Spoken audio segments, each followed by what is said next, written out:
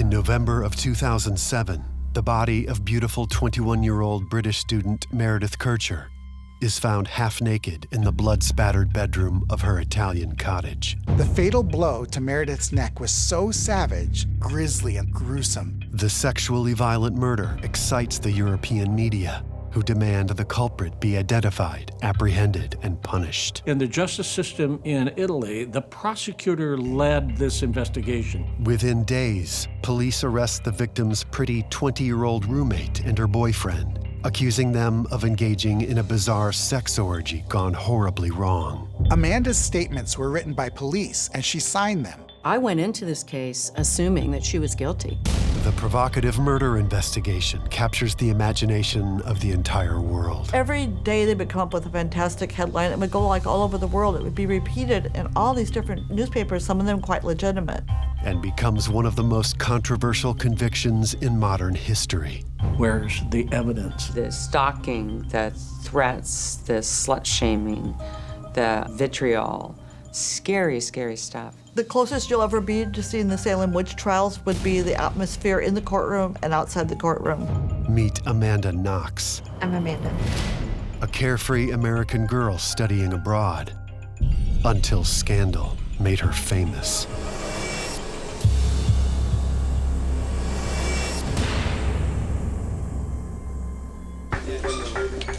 It was a dark, tantalizing, scandalous story that seemed ripped from Hollywood headlines. Within days of her roommate's murder, Amanda Knox was labeled a sex-starved demon in the press.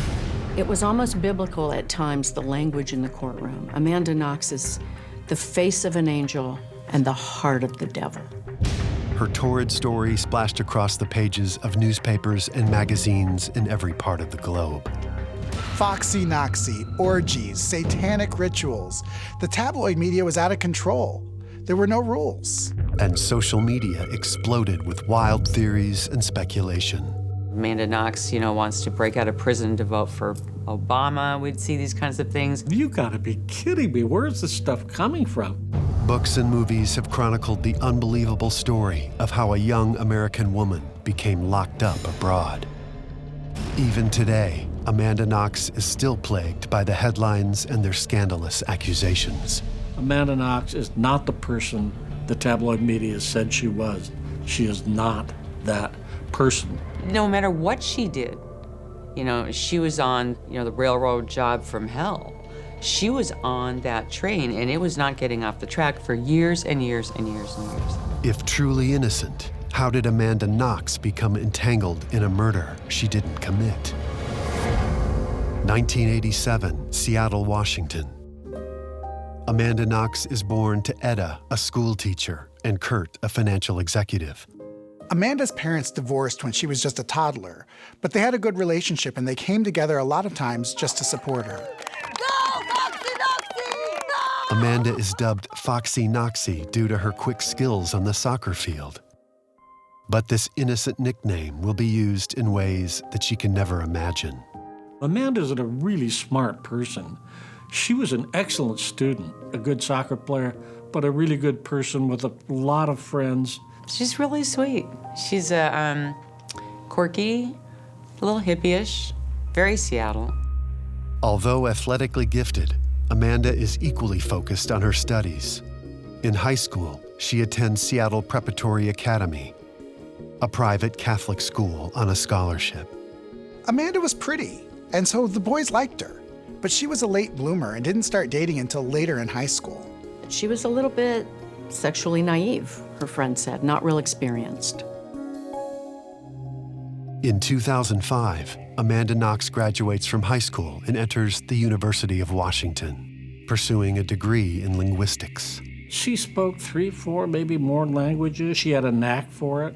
And then wanted to go to Italy because she wanted to acquire another language. And that was a language that she had not done yet. There was something about Italy that really appealed to Amanda, and she started thinking about what it would take to get there. Può parlare fluentemente. One day on campus, Amanda spotted this posting about study abroad opportunities in Perugia, Italy.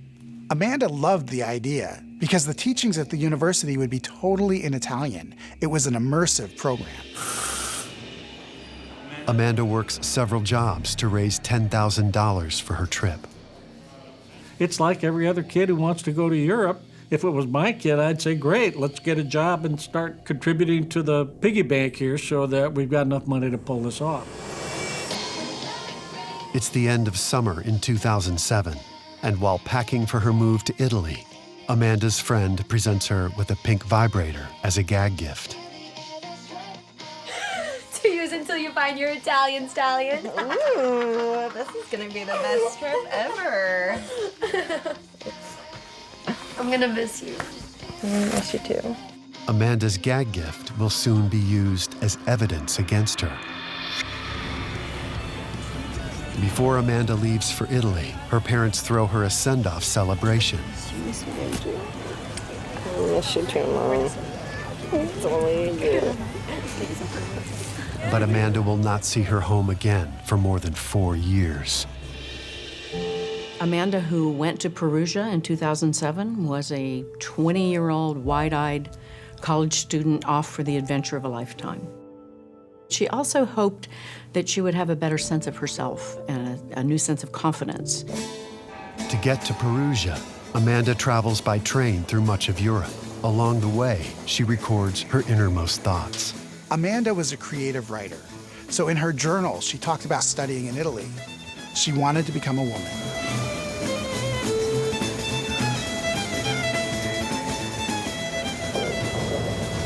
Ciao. On the train to Perugia, Amanda meets a young Italian man named Cristiano, and she decides that her grown-up adventures will start then. Cristiano speaks little English, but flirting is a universal language. Although they don't have sex, Amanda later writes that Cristiano was her first one-night stand. She's a 20-year-old college kid. She's kind of pushing a little bit out there. She was exploring not only this new city, but perhaps her sexuality as well. In late August of 2007, while at the University of Foreigners in Perugia, Amanda spots a flyer on a bulletin board at the university. The address reads Via Pergola 7. Via Pergola was a cottage in a not-so-nice area of town. In Italian, they called that area Brutta Zona, which means bad neighborhood. But she's a college student, and the rent is cheap enough, so she decided to take it. When Amanda moves to her Italian cottage, she meets one of her new housemates, 22-year-old British student Meredith Kircher. Meredith Kircher was an extremely intelligent, very beautiful young woman, and she grew up in Croydon, England, and she was, I think, pretty sheltered until she went to Perugia. Oh my God, I'm an idiot. I'm Meredith. She seemed like a wonderful college kid who had the whole world and her whole life in front of her. Hey, come out with me tonight. I'll introduce you to the peeps and places of Perugia. Sure, sounds great. Amanda and Meredith hit it off instantly, and she couldn't wait to start this new life in Italy. It's the fall of 2007 in Perugia, Italy. Amanda Knox and her new roommate, Meredith Kircher, are out for a night on the town. Like most college students, Amanda and Meredith liked to party, and that wasn't cheap.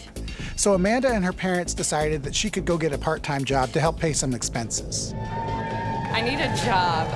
Well, it shouldn't be hard. I mean, bars like this are always hiring pretty girls to bring customers through that door. Shut up. I'm serious. Hey, I need a job. Amanda is introduced to the bar owner, Patrick Lumumba. Lumumba, well known in Perugia for being outgoing and friendly, hires Amanda to wait on tables and hand out flyers to promote the bar. On October 25th, Amanda and Meredith attend a concert. Amanda and Meredith were immersing themselves in all the rich culture that Italy had to offer, including the cute Italian boys. He's still looking over you. He just smiled at you. Okay, well, I'll meet you later. Have fun. Meredith has to leave, and local student Raffaele Solecito seizes the opportunity to meet Amanda. Is this seat taken? Oh, nine.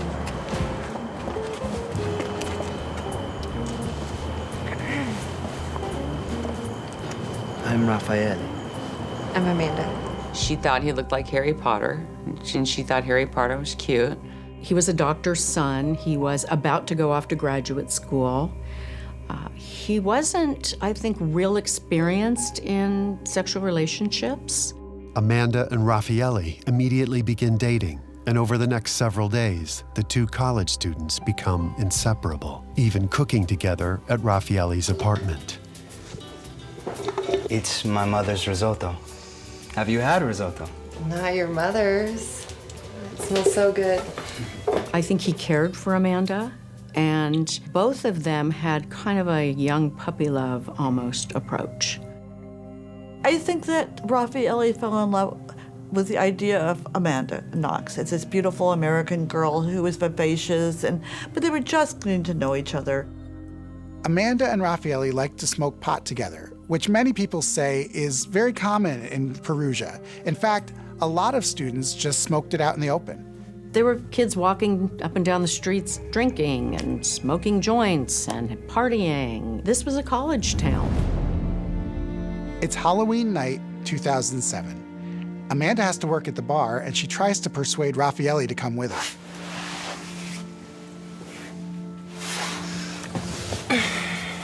Will you come with me?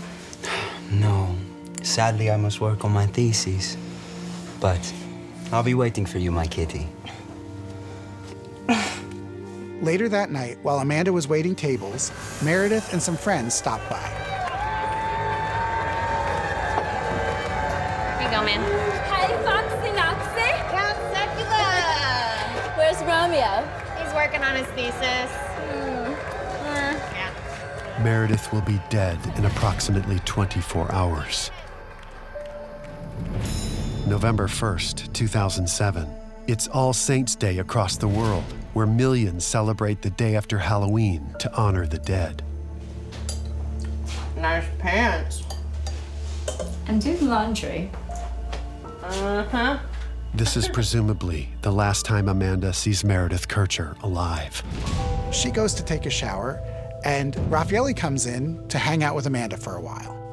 According to the couple, after relaxing in Amanda's cottage, they head to Raffaele's flat nearby.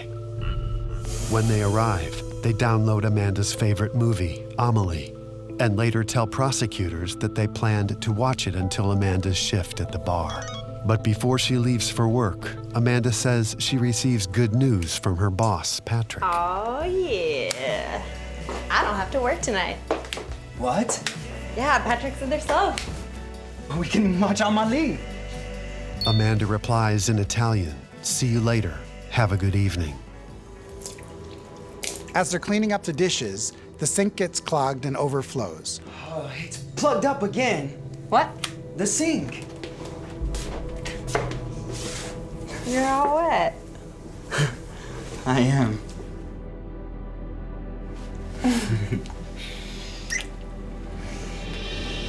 According to her testimony, Amanda says that she and Raffaele made love that night. But police will later question this claim. The next day, Amanda claims she walks home from Raffaele's to her cottage. Amanda says when she gets to her cottage, though, the door is open. The door had problems on latching and locking, so it wasn't unusual to her to see something, the door ajar or not quite locked and closed. According to Amanda, when she enters, she notices that Meredith's bedroom door is closed and assumes she is still sleeping. Amanda says she decides to take a shower, and inside the bathroom, she sees a small amount of blood.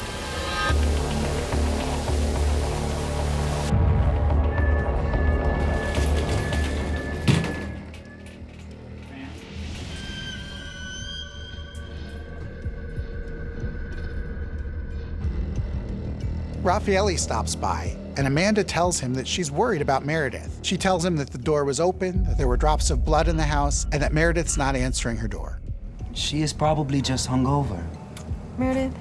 I think not. She's like a mother hen. Let me take a look. Just then, two postal police officers stop by and ask if a Meredith Kircher lives there. The officers tell Amanda that they have Meredith's cell phone found in a neighbor's backyard. I've been banging on her door, and she's not answering. Let me check it.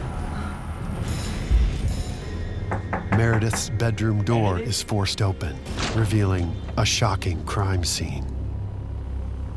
Meredith's body is lying face up, covered by a beige duvet cover, and one foot is exposed. The crime scene also includes a bloody handprint on the wall, blood all around Meredith's floor and bed, and blood on the duvet. There was human excrement in the toilet in the second bathroom and a knife print on the linen. At the age of 22, British student Meredith Kircher is dead. The autopsy shows that she was punched in the face and has defensive stab wounds on her body. Meredith fought desperately for her life. The fatal blow to Meredith's neck was so savage, grisly, and gruesome. And her half-naked body points to a sexual attack. So the Italian police and the CSI team immediately dispatched to Amanda's cottage to investigate the crime. In Italy, the lead prosecutor is in charge of murder investigations. And in Perugia, that person is veteran Chief Prosecutor Giuliano Mignini. In the United States, police investigate, turn that evidence over to a prosecutor, make a recommendation to the prosecutor, and the prosecutor decides, was a law violated, was a crime committed, therefore do we move ahead and prosecute, do we have enough evidence? In the justice system in Italy, the problem you have there, the prosecutor led this investigation. Perugia didn't have a lot of murders. This was a town of students and tourists. So Prosecutor Mignini probably felt some pressure to make an arrest quickly and to solve this case. My personal belief is that they were more after a conviction than they were after justice.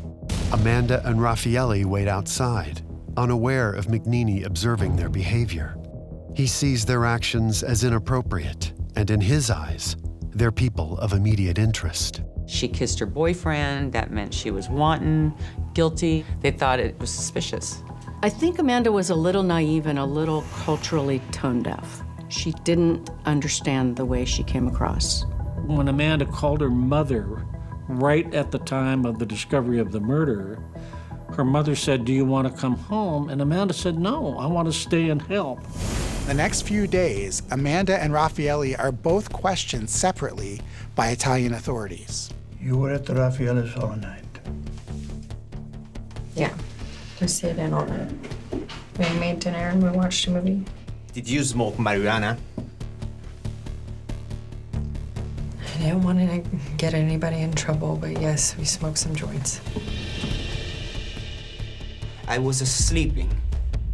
During one of Raffaele's long interrogations, Amanda is reportedly doing cartwheels in the hallway. When the press somehow gets wind of this, they go wild.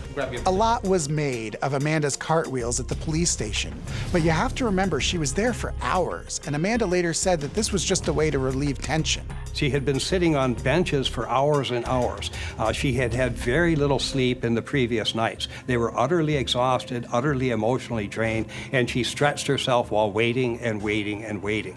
That turned into, oh, she is turning cartwheels, and the very word evokes this imagery of someone having a lark.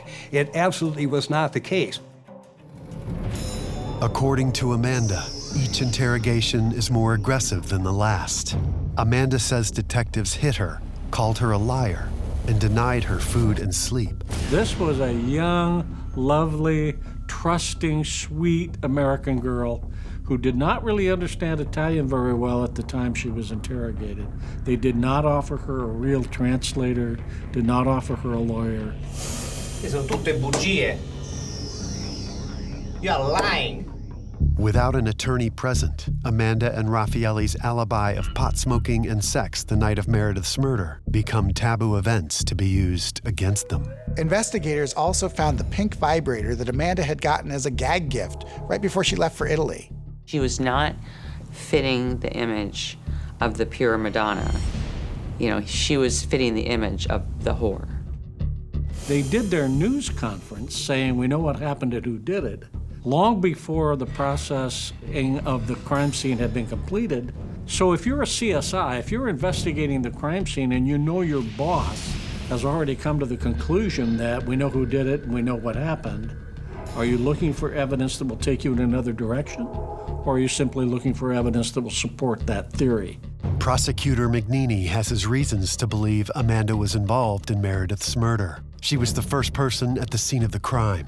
But according to Amanda, Raffaelli's overflowing sink is the reason she went home. As they're cleaning up the dishes, the sink gets clogged and overflows. Raffaelli doesn't have a mop, so Amanda says she'll bring hers over the next morning.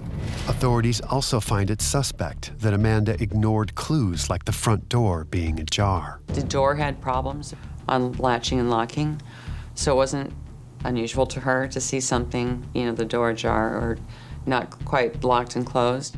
And seeing blood drops and smears in the bathroom. They were very small. Bottom line, she didn't see anything that concerned her. McNeely also feels that at the crime scene, Amanda and Raffaelli were more focused on their romance than her roommate's dead body. Sex drove the plot, starting with the half-naked young woman found dead on the floor. The prosecutor was absolutely obsessed with that image, and he saw Amanda Knox out with her boyfriend kissing. And then he combined them into the sex game gone wrong. When authorities took Amanda's phone, they found text messages between her and her boss on the night of the murder. And the text messages basically said, "You don't have to come in, it's a slow night." And Amanda wrote back in Italian, "Okay, see you later." But in Italian culture, the phrase "see you later" is taken more literally than its American use, and in this case will be interpreted by Italian authorities to mean a prearranged meeting between Amanda and Patrick. Mignini et al. Took that to mean see you later to kill Meredith together. To them, it's like, I need to see you later to, do this dastardly thing. Everybody knows that Americans say, "I'll see you later," and everybody knows that that does not mean that very second. Investigators also find a compelling piece of physical evidence. Investigators found a hair from a black person in the apartment, and in their minds, this turned into some sort of sex game between Amanda and Raffaelli and Patrick Lumumba. You were there I wasn't there. I don't when know. Patrick Lumumba. No, I wasn't there. You were there. I wasn't there. You were there with. You were there. Amanda told me that it was the police who put that name in her mind and on her lips, that they pushed this theory that Patrick Lumumba was complicit with her. Based on Amanda's statement, Patrick Lumumba, Amanda's boss at the bar, is arrested. But authorities still aren't convinced that Amanda and Raffaelli were at his flat all night and question them daily. Raffaelli finally said, "Yeah, maybe Amanda could have possibly left my apartment, killed her roommate, and come back without me knowing." Plausible? Absolutely not. Humanly possible? Yeah, maybe. When detectives show Raffaelli's statement to Amanda, she breaks down. She then signs a pre-written confession, scripted in Italian, saying she had returned to her house on the night of November 1st. It says she stabbed Meredith as Patrick restrained the victim inside Meredith's own bedroom. She finally broke down and thought, well, if Raffaelli is saying I did this because police lied and said that he was implicating her, if they say I have amnesia, if they say I committed this crime, what if they're right? Amanda's statements were written by police, and she signed them. But after a little break, she made an amendment in them in her own handwriting. She wrote a note the following day that explained that that was like a vision, that she wasn't really clear about any of the details because she was very confused and very exhausted. Still, Amanda is arrested on murder charges on November 5th, 2007, less than a week after Meredith Kircher was killed. And police arrest Raffaelli as Amanda's accomplice, and they both wait to stand trial. In the United States, or at least in Seattle, when you're arrested for a crime and held, then they only have 72 hours, the prosecutors, in which to charge you, or they have to let you go. In Italy, it can be a year to 2. And so in her case, she had a closed hearing for a year on whether she would be charged with murder. And that was the problem. It is from the closed-door hearings that salacious and private information is allegedly leaked to the press. They picked her MySpace page apart. Anything that was on there, everything she'd ever posted, was twisted to make it look like, aha, we now have proof that, in fact, the prosecution is right. It's one of those things that the media couldn't get enough of. This was like a TV movie that you would see, but this was real life. These were real people, and it was a real murder. An American student, a dead young co-ed, pot smoking, sex, the story has all the ingredients that sell papers. And then somehow Foxy Knoxy became a headline in the British tabloids, and that was all they needed to continue to blow up this image of her as some kind of a sexual psychopath. The volume of material that was produced by the tabloid media really was a big hurdle for us to overcome. After 2 weeks in custody, Amanda's former boss, Patrick Lumumba, is released due to Loctite alibis and witness statements. He went through a terrible experience, being ripped out of his home in front of his family and accused of these awful, awful crimes. His only crime was that he happened tangentially to be Amanda Knox's employer. But Amanda and Raffaele are still in prison, and they're proclaiming their innocence. But if they didn't kill Meredith, and Patrick didn't kill Meredith, who did? Just 2 weeks after the arrest of Amanda Knox, police matched fingerprints found in Meredith Kircher's bedroom to a small-time burglar and thief named Rudy Gaudet. Days after the murder, Rudy Gaudet had fled to Germany, and when they finally caught up with him, he did admit that he was in Meredith's room on the night of the murder. He denies killing Meredith. Police arrest him, but this does nothing to exonerate Amanda and Raffaele. In fact, the prosecution paints a picture of collusion between the three, still maintaining that Kircher died as a result of a sex game gone wrong. Amanda told me that she considered suicide in prison. She was so distraught. She believed she had no hope. It was her family that got her through that. Amanda's supporters claim that these charges are based on the Italian justice system's hatred of a young, pretty American girl who likes to party and have sex. Perhaps it was a cultural dislike, a cultural hatred, but the guilt was assigned before the evidence was even looked at. You know, she was young. She was doing all kinds of fun new things. But she never in a million years thought that that would be probable cause for murder. She's actually asked to write down the names of all of her previous sexual partners. They told Amanda she was maybe testing positive for HIV. So we need a list of all those people you may have had sex with so we can track it down. The real purpose of that was to leak the list.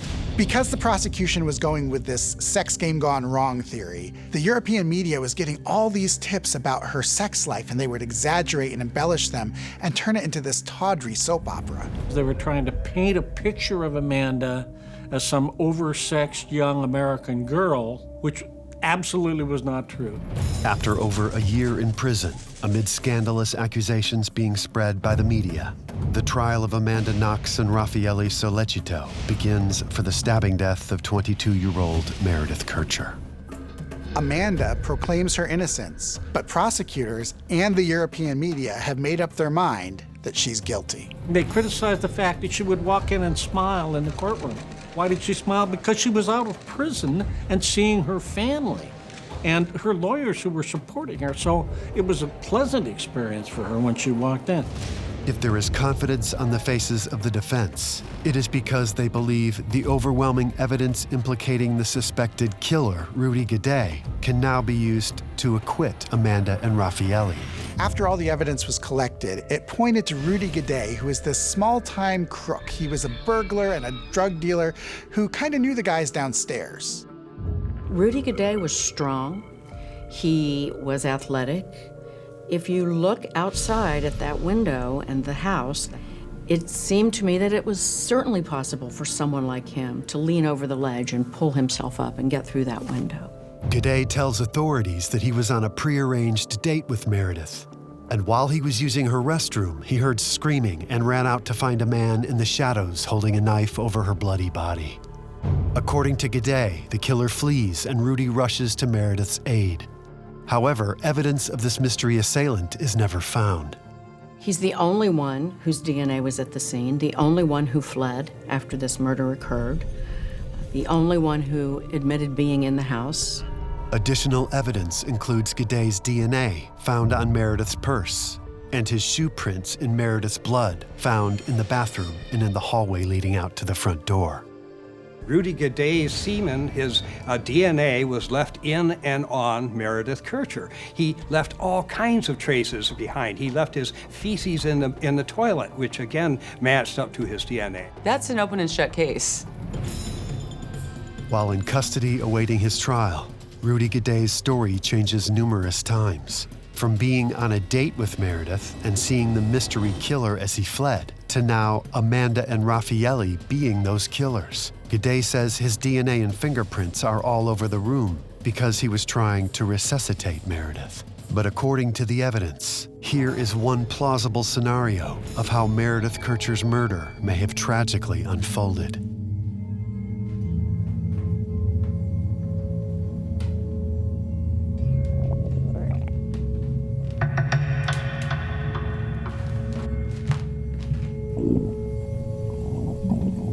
While burglarizing Amanda and Meredith's cottage, Rudy Gaday, with a history of stomach issues, uses their restroom. While Gaday is indisposed, Meredith comes home unexpectedly.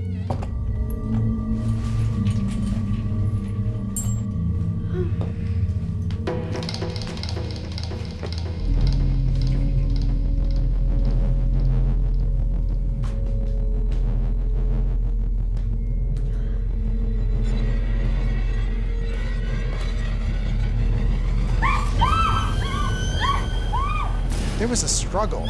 Meredith fought for her life that night. We don't know. Maybe he was obsessed with her. Maybe he just meant to rob her. He attempted sexual assault. At some point, Gaday decides to kill Kircher. And we have his evidence all through her room.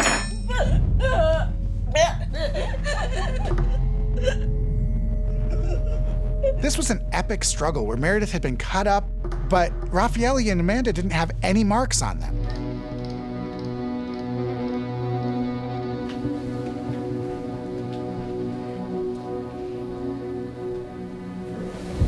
No DNA from Amanda Knox or Raphael was ever found in the bedroom, anywhere. They didn't go in there. There was no evidence. Rudy Gaday's DNA was all over the place. They had none. Although the evidence points to Gaday as the sole killer, Mignini is still convinced that 3 attackers were involved. The motive was constantly evolving. It started as a sacrificial rite, perhaps, that Meredith was killed because it was Halloween and the Day of the Dead, and she was killed as part of a sacrificial rite, a sexual deviancy. And then it evolved into this ritualistic gang, sex slaying, led by Amanda Knox. The evolving, convoluted, changing motive bothered me because it didn't ever seem to be founded in evidence. But the prosecution does have what they consider to be the smoking gun. Authorities said that there was DNA belonging to Raffaele, to Amanda, and to Meredith on a knife in his apartment. Grab that knife and cut the vegetables. But Amanda had cooked there before, so it wasn't out of the ordinary that maybe her DNA would be on it. There are also no traces of blood found on the knife, and it would later be proven that the knife was contaminated when the lab exposed it to other items containing Meredith's DNA. What is called the knife that was Raphael's kitchen knife, one of his kitchen knives, had a much wider blade. It could not have been associated with the stab wounds in Meredith Kircher. The prosecution presents another piece of evidence that they consider key. Meredith's bra clasp was collected as evidence 46 days after the murder. Prosecutors said that Raffaele's DNA was found on the clasp. Now, during those 46 days, the crime scene was largely unsecured. And in fact, the bra clasp was left on one side of the room. It wound up underneath a throw rug on the other side of the room when they actually found it. So this bra clasp that has been kicked around on a floor by who knows how many people for almost more than 7 weeks wound up being sampled, and they found DNA from several different people. One of these people is Raffaele, although the defense argues there was cross-contamination. But also you have a very tiny amount of Raphael's DNA, maybe, and they magically found it on the one piece of evidence that they had left behind. So finally we have tied him to the crime. It was magical. It was an amazing thing. It was completely unbelievable. Amanda and Raffaelli's defense teams argued that of course their DNA was in the apartment. Amanda lived there and Raffaelli was her boyfriend. But here's the strange thing. Other than the bra clasp, there were no fingerprints and no DNA from either Amanda or Raffaelli in Meredith's room. The prosecution claims that Amanda and Raffaelli had cleaned the murder scene, selectively removing only their DNA using a mop and bleach. But if that's the case, wouldn't they have cleaned up Rudy Gaday's DNA too? You can't just clean up some DNA and not the rest. It's really a one guy attempts to rape and then kills one girl case. And sadly, we see those often in the US and around the world. On December 4th, 2009, after almost a year-long trial, a verdict is reached. For Amanda and Raffaelli, the judgment is earth-shattering. Amanda Knox was given 26 years in an Italian prison. That was 1 year more than Raffaelli because she was also convicted of falsely implicating her boss, Patrick Lumumba. I was flabbergasted. The closest you'll ever be to seeing the Salem witch trials would be the atmosphere in the courtroom and outside the courtroom. And the bells were all ringing and they were chanting murderous, murderous. So obviously there were those in the community that felt that way about her. In the United States, the verdict is widely viewed as a miscarriage of justice. They didn't listen to the facts of the case. All they did, they listened to the media lies that were put out there. There were multiple smoking guns that pointed to Rudy Gaday. It isn't a bewildering thing. It isn't a great mystery. What happened is really quite simple as far as the murder is concerned. The real mystery is, why did they go after Amanda Knox with such a vengeance?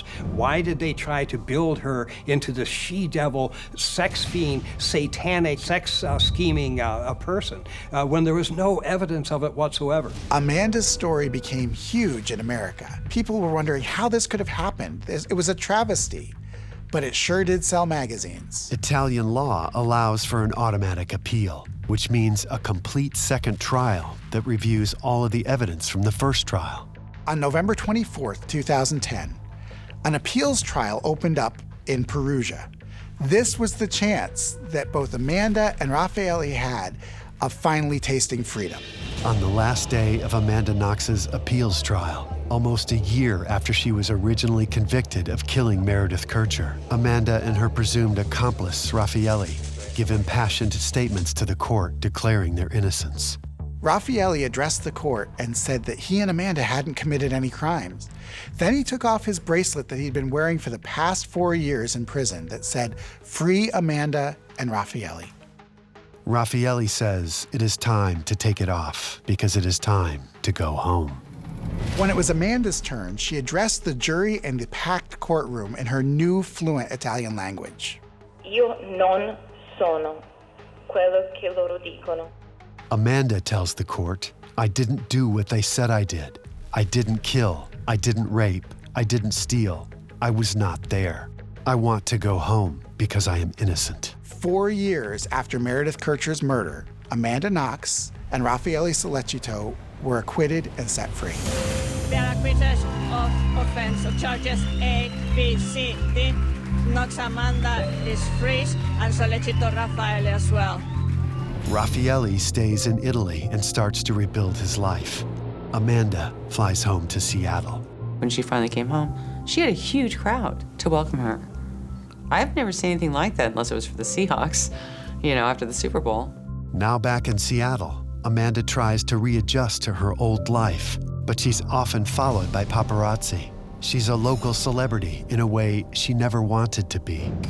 Approximately 6 years after Meredith Kircher's murder, Amanda and Raffaele get the second shock of their lives when an Italian court overturns the acquittal that freed them. Amanda's been back in Seattle for a couple years, so imagine the horror of being found guilty again. Amanda was back here in the United States. They were threatening to try to get her extradited, but Raphael was in Italy. And so there was very deep concern that Raphael would wind up spending decades in prison. But before that could happen, the second guilty verdict is appealed. And in 2015, Amanda and Raffaele are exonerated. Their nightmare is finally over.